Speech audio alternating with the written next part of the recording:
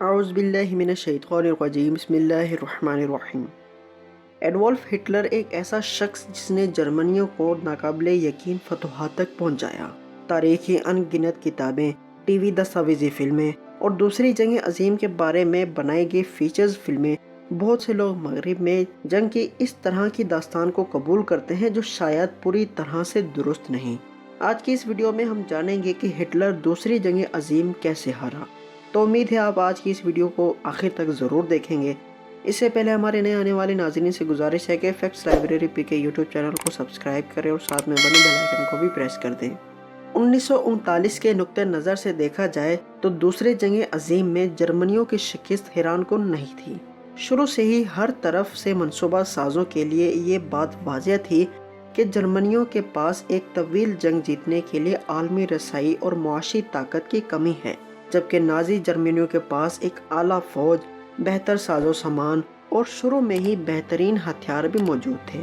جس چیز نے جرمن مخالفین کو حیران کر رکھا تھا وہ 1940 میں جرمن کامیابیوں کی رفتار تھی، جب فرانس کے اچانک زوال نے عارضی طور پر اسٹریٹجک توازن کو نئی شکل دی۔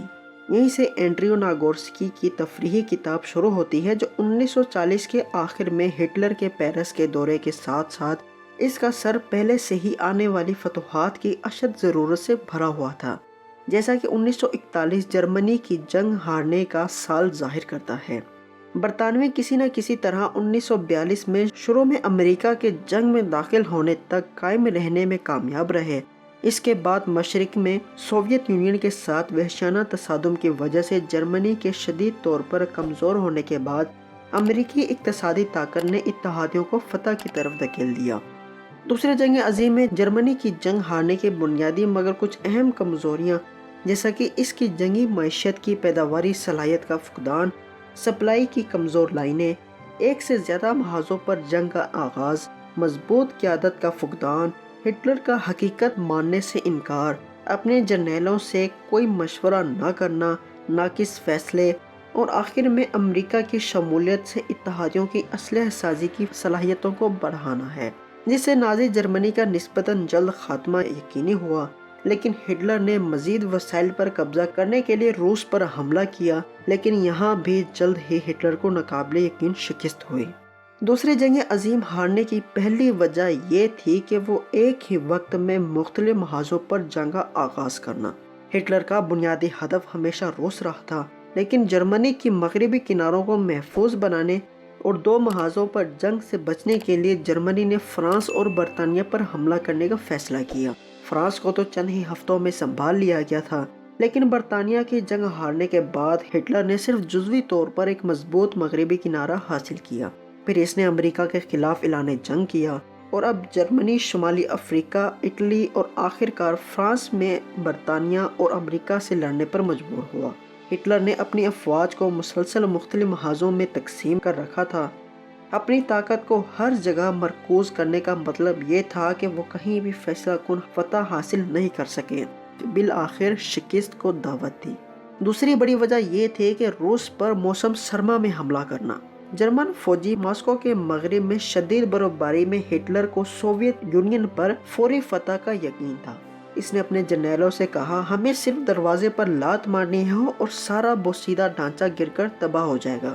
چونکہ موسم سرما شروع ہونے سے پہلے ہی فتح حاصل کر لی جائے گی، اس لیے روسی موسم سرما کے لیے تیاری کرنے کی کوئی ضرورت نہیں۔ تاہم 1941 کے موسم خزاں میں ماسکو پر قبضہ کرنے اور سوویت یونین کو ہتھیار ڈالنے پر مجبور کرنے میں ناکام ہونے کی وجہ سے اس کی فوجوں کو موسم گرما کی وردیوں میں سردی کا مکمل حملے کا سامنا کرنا پڑا۔ تیسری بڑی وجہ یہ تھی کہ ہٹلر نے اپنے جرنیلوں کی بات نہیں سنی۔ اپنی نگرانی میں جنگ کے شروع میں شاندار فتوحات حاصل کرنے کے بعد ہٹلر نے اپنے آپ کو ایک فوجی ذہین سمجھتا تھا۔ جب جنگ کی لہر بدل گئی، ہٹلر نے اپنے جرنیلوں پر اپنے شاندار احکامات پر عمل نہ کرنے کا الزام لگایا۔ باہمی بد اعتمادی کے نیچے کی طرف بڑھتے ہوئے آخر میں ہٹلر نے اپنی ہی بات سنی۔ مثال کے طور پر دسمبر 1944 میں بیلجک کی جنگ شروع کرنے کا منصوبہ اس کے جرنیلوں کی بدگمانیوں کے باوجود جرمنیوں کو قیمتی آدمیوں اور مواد سے مرحوم ہونا پڑا، جس سے اتحادیوں کے لیے جرمنی کی حتمی شکست کا کام آسان ہو گیا۔ चौथी बड़ी वजह ये थी कि हिटलर ने कमांडर इन चीफ का भी ओहदा संभाल लिया था।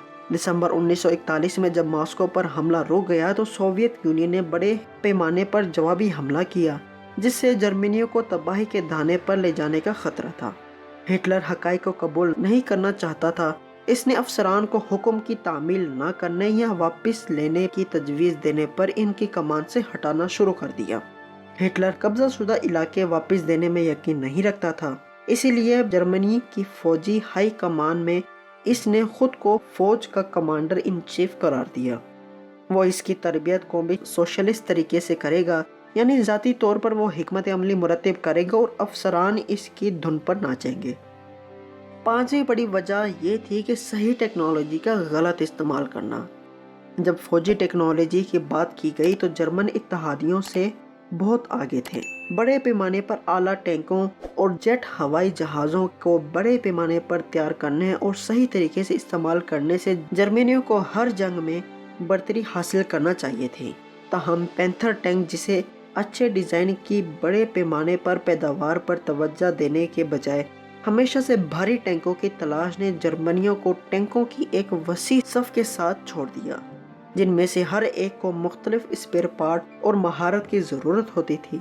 इसके अलावा क्वालिटी कंट्रोल का भी एक बड़ा मसला था, जिसकी वजह से बार बार ख़राबी होती, जिसके लिए मज़ीद स्पेयर पार्ट्स वगैरह की ज़रूरत होती।